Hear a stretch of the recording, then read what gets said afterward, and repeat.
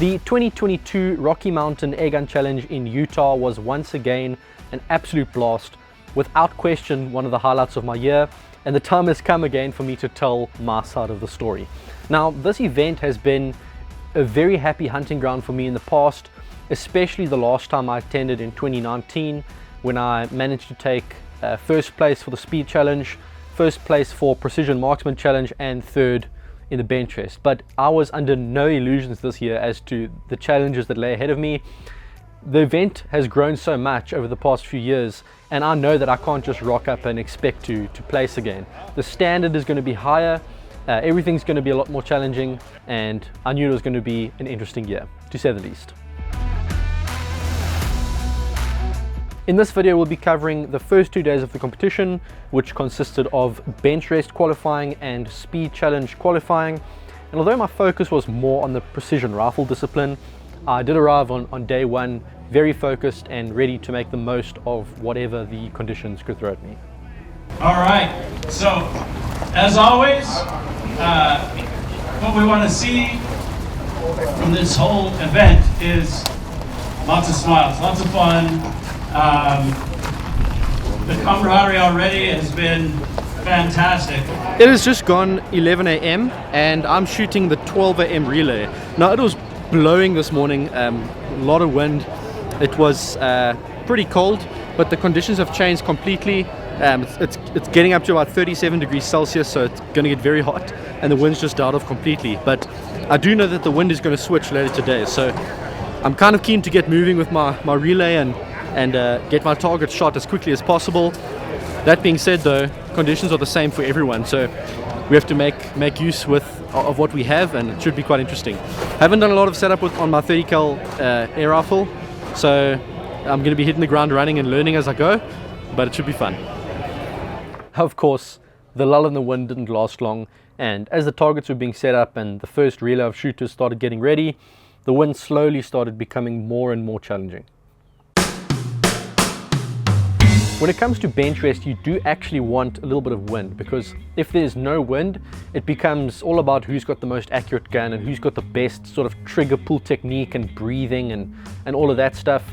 And although I knew that my gun was going to be quite accurate, I don't consider myself very good at trigger control and breathing and that sort of thing.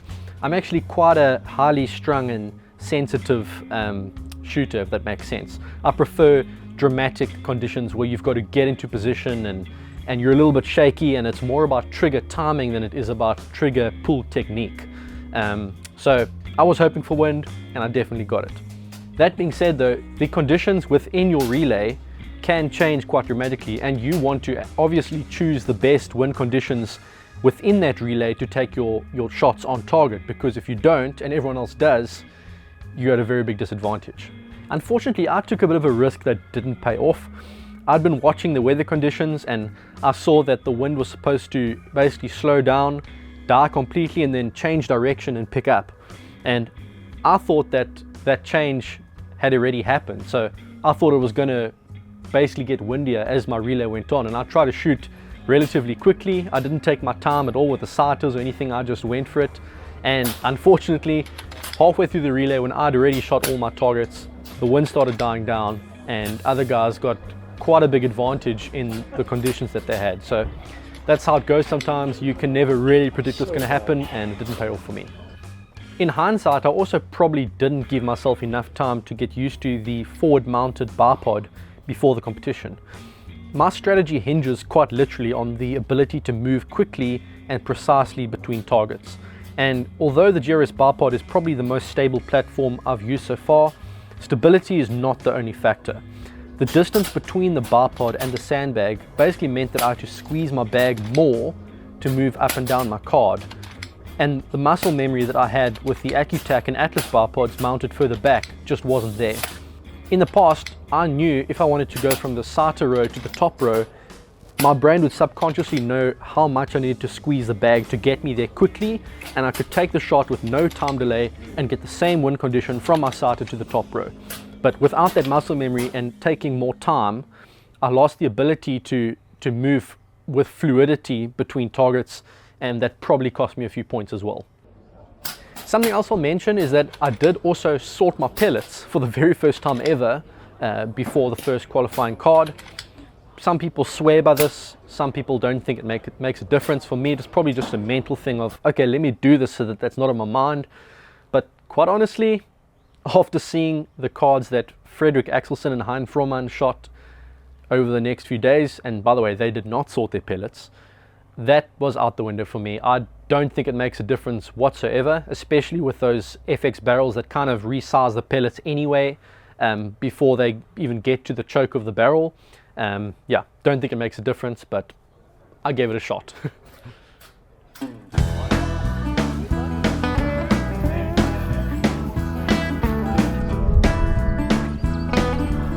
Aside from these two shots here, which were pretty much just me being caught by surprise early on with some bad wind gusts, the rest of my card was pretty good, and I actually ended up within the top few shooters in my relay, on track for the finals. Well, one of the things that I found was being by this berm, the wind was blowing all the flags, yeah. But I had two that weren't blowing at all; they were just down. Okay. So I think the berm helps. But if you did that well in the middle, you did awesome. 3 years ago when I came third, I was on the far left. Oh. And same thing, I felt like I had a little bit, like everyone is freaking out about the berm, right? But I felt like compared to the guys next to me, it was a little bit way better. But I guess it depends which way the wind's going. Yeah. This guy, behave yourself, pal. He's a big legend. How low can you go, baby? Well, that was a little bit rough. I was really struggling at the beginning. I thought the wind would be picking up, so I rushed a little bit, and there were two shots that went way out, like a 5 and a 6, and from that point on I'd say my energy was a bit down. Picked it up a lot towards the end, conditions got a bit better, but I felt a bit better just walking down the line and seeing other people's targets, because I think everyone struggled a bit. So it's very hard to tell where I'm sitting. There's no doubt that there's some guys that were quite a bit better than me, but I also know there's quite a few guys that were worse than me, so it's one of those things where I'm just trying to get it out of my head until tomorrow, and we'll see what the other scores look like. I was kind of glad I shot right at the beginning, because with my relay done and dusted, I could just relax for the rest of the day and watch the other guys shoot. And for me, this is probably one of the most fun aspects of these bench rest competitions, is you're not all shooting at once. So once you're done with your relay, you can sit there with a spotting scope, you can watch other guys shoot. It becomes a spectator sport. And it was very interesting to just analyze the different strategies, when people chose to take their shots, which lanes seem to have better wind conditions than other lanes, whether people chose to kind of single load and shoot really slowly, or have a whole bunch of magazines sitting next to them and just shoot as fast as they can. And some people just somewhere in the middle, like me, kind of rattle off short bursts of quick shots, but then take a pause and kind of reassess where you are. Something pretty ridiculous happened on the first day, which, no one had easy conditions on the first day. But Frederik Axelsson, who's the owner of FX, he doesn't often get to actually shoot competitions and stuff a lot at all. He's mostly in his couch thinking of the next gun he's going to design.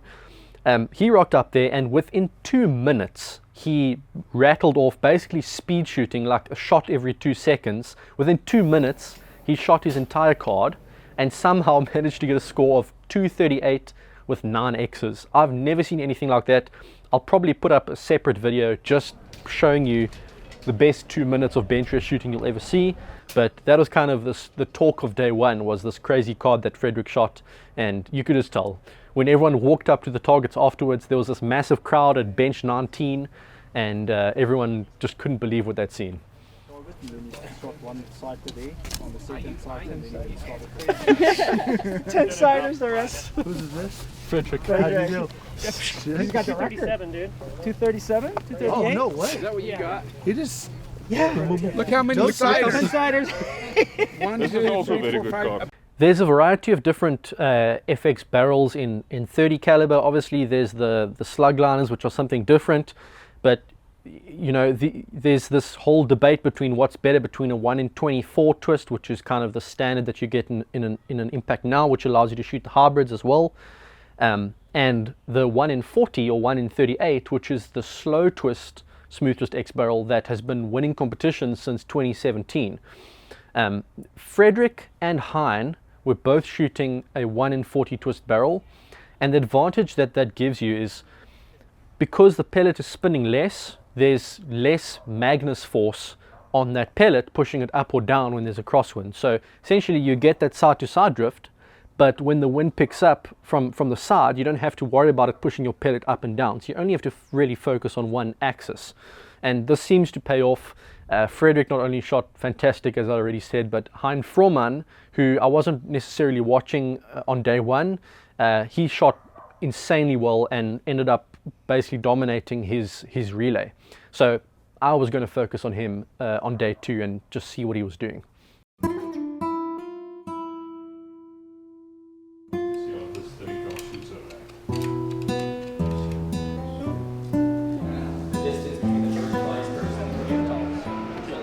The day ended once again, as most days do at these competitions, just with people hanging out and chatting about the day's events and talking about strategies for the next day and just sharing tips and enjoying food together and enjoying some evening sun. Nice! That's one, and then did you see the balancing? Oh! But the highlight of my evening, without a doubt, was driving home back to the house late at night with the other South African guys and carrying this kind of crate of leftover food. Hein was carrying on his lap, and one of the food containers spilled over and all the spicy hot sauce leaked out down Hein's pants, and he was there sitting there in pain, like trying to keep a straight face, and the rest of us were laughing at him. Was that any medium spicy? This is max spice. This is number 9. Is nou peri chicken wat ons onder kry. It's one of those things I'll never forget. Every year has something classic that happens.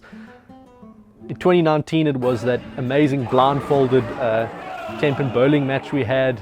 This year it was the good old hot sauce down Hein's pants. But yeah, classic.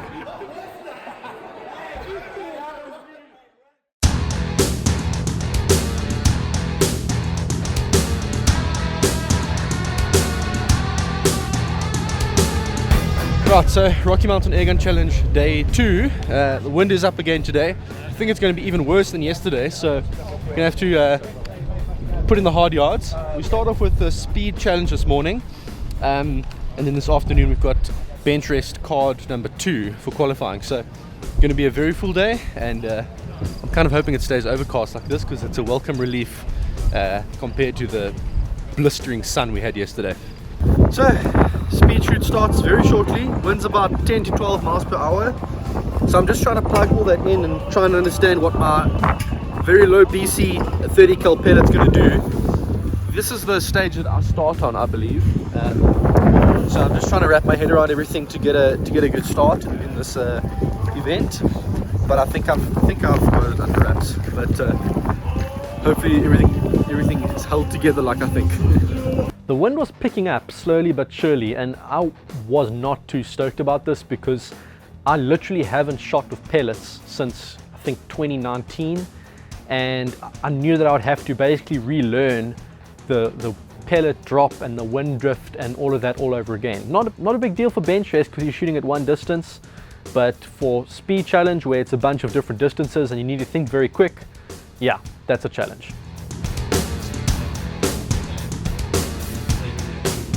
Share. Ladies and gentlemen, let's get it on! The good news was that the entire course of fire had been published beforehand, so I could actually get some cards jotted down with drop data and wind drift data between each stage, but there was also some bad news. Do you remember that crazy speed challenge final between myself and John Bugakis in 2019? Fire!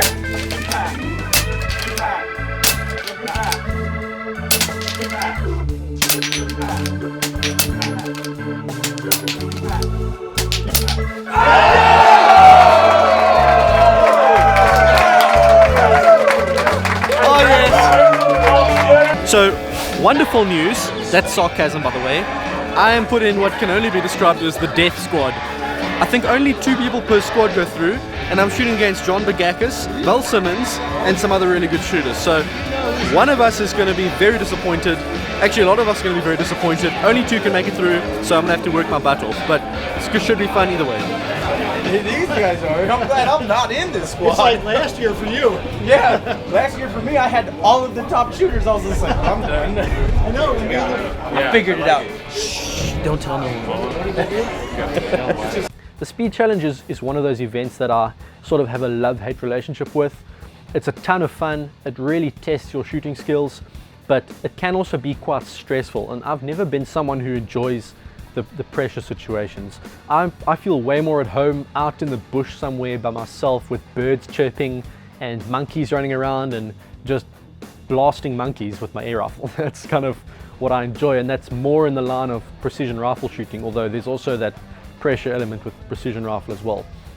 Nonetheless, this is one of my strong events. I took home first place last time I competed here in 2019, and the course of fire I thought was very, very well thought out this year with a lot of interesting little twists to it. So a classic example of this was one of the stages where there were all these playing cards made of wood kind of laid face down, and there were the matching symbols downrange, and you had to draw a playing card, shoot whichever symbol was on the card, then draw the next one, shoot whichever symbol was on the card, next one, and then repeat the same thing again, and then before you hit the stop plate. So just thinking out the box, lots of fun, and I can't say I felt as fast and focused as previous years, but I had fun nonetheless, and that's what it's about, right? And one of the things I really appreciated about the speed shoot was that it was pretty good preparation for the precision rifle the next day, because it gave me an opportunity to get a feel for certain obstacles that I knew would also be in the precision rifle shoot. For example, there was a barrel that we had to shoot off for one of the stages, and I got the opportunity to see, okay, how long is this barrel? What height is the barrel? Should I be shooting off a bipod or a single bag? You know, those kind of things. So it kind of eased my mind a little bit about the precision rifle and allowed me to take a few notes. So even if I was shooting against an opponent in the speed challenge that I knew was much slower than me, I saw it as a great way to practice for the precision rifle, so there was never any wasted time. By some miracle, just because of the number of shooters in our squad and how many stages there were, I never had to shoot against John Begachus during qualifying, even though we were in the same squad.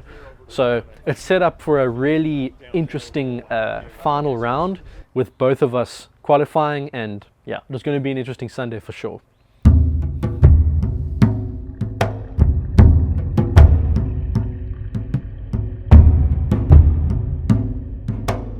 So with the speed challenge wrapping up, all our focus turned towards the Benchrest qualifying round 2. And once again, the wind was picking up, and this time I'd say it was even worse than it was before. So how it works is you shift 10 benches up from the bench you shot in the previous day. So on day 1, I shot on bench 14. On day 2, I was on bench 4. And I don't know if it was just my particular lane or whether everyone struggled or whether it was just my shooting, but I really struggled on day 2. I was hoping that day 2 would be a bit easier for me, but nope, it was really tough. Because I'd got so badly burnt the day before from rushing so much, I decided to take more time today. And I spent probably the first 10 to 15 minutes just shooting at my sighters, trying to pick up any patterns in what the wind was doing. The short of it is that there was no pattern. I probably only had 1 or 2 pockets of consistent wind in my whole relay, and they all came early on while I was shooting my sighters. So I started off relatively well as the wind was sort of okay. I had a couple good runs shooting mostly sideways this time to make up for my lack of experience with this bipod.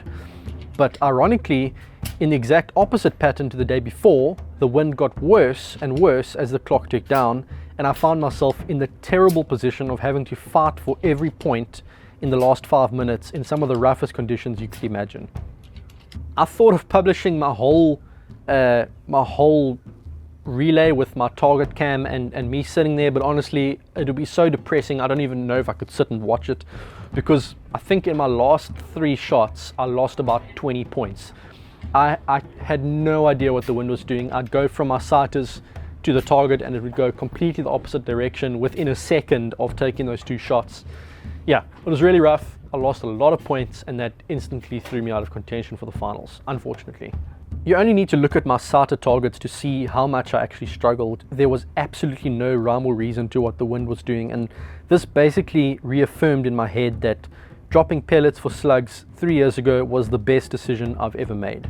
Pellets just downright suck. I don't know if you can tell, but it's a little bit windy. This wind is probably blowing 20 to 25, maybe even gusting to 30 miles an hour. It's ridiculous. And I just shot a card, most challenging conditions I've ever shot in. There would be times when I would have to hold 1.5 mil the one side, and then suddenly it would go 1.5 mil the opposite side. So it was almost impossible to sort of dial your windage to be consistent. Elevation was actually pretty good. Like I didn't have these crazy drops like I did in the previous relay I shot, but this is definitely higher wind speeds and more switchy conditions. So I think considering the conditions, I'm pretty happy. I did reasonably well, but I will not say anything until the scores come out, because you just never know. But yeah, good fun nonetheless, and let's see what happens. Even with my terrible card though, I only barely missed making it to qualifying. I sat in 4th place with just 5 points separating me and a final spot, and I could be really disappointed, but at the end of the day, the level of skill on display on these competitions is so high nowadays that just because you don't qualify for a final doesn't make you a bad shooter, and I'm very much at peace with not making it to the finals. If anything, it just gives me a reason to kind of support my teammates even more and root for someone without the extra stress.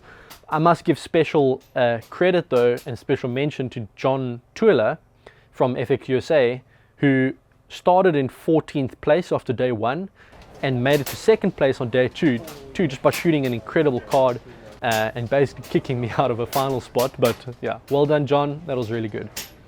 With my relay done and dusted, and with it my chances of qualifying done and dusted, I could turn all my focus to the relays after me and support my fellow shooters. And in particular, I was very, very curious to kind of watch my fellow South African shooter Hein Frohman, whose strategy had really intrigued me the day before. If you know Hein's backstory, you'll know that he is a 25-meter world champion, brilliant shooter, but just because someone's good at 25 meters, it doesn't make them good at 100 yards. They're 2 totally different disciplines, and year after year I watch 25-meter shooters try and use the same strategy at 100 yards and just fall flat in their face, and vice versa. So while I knew Hein was a good shooter overall, I had my doubts about whether he'd be able to transition over to a different discipline and maintain that same level. And boy did he do it. He managed to top his relay on day 1, and I watched him very closely on day 2. Now, I will talk about his strategy a little bit more in the episode on the finals, which will be coming up on the Sunday of the competition. I managed to put a target cam on Hein and we can really analyze what he was doing, but let's just say I was kind of blown away, and many people were blown away by his ability to pick the wind conditions and just know when to go and when to stop. It was very interesting. Hein ended up with only 1 shot outside the 8 ring on day 2, which is pretty crazy considering the conditions, and he qualified number 1 in his relay by quite a margin. I knew who I'd be rooting for come finals day. Very long day tomorrow, so I'm going to get an early night tonight. Doing a little bit of preparation for the PRS. I'm just preloading a few magazines so I don't have to think about that tomorrow. Got 40 grain slugs that have been shooting fantastic over the last week or so, and obviously the tried and tested is what we're going to use. And yeah, I've done just the normal things like making sure my trigger's set where I need it, and making sure I'm happy with the balance of my rifle, and yeah, making sure my magazines cycle properly, because it's those small things that can frustrate you during the competition. But hopefully all goes well, and looking forward to it either way. I'm also keeping fingers crossed for some strong wind, because I know that these 40 grain javelins are, well, they are the best slugs out there at the moment, and unless anyone has something that is heavier with a higher BC going a little bit faster, this will have the ballistic advantage. In the next episode, we'll be running through the entire course of fire for the Precision Rifle event, which is the one I really came here for, and I'll be sharing my side of the story once again. We'll then cover finals day in the video after that and talk about the speed finals and of course the Benchrest finals, where I happen to put a camera on Hein's bench so we can really talk about his strategy that earned him a solid second place and $10,000 in the bag. As always guys, thanks for watching. Please consider subscribing if you haven't already done so, and I'll see you then.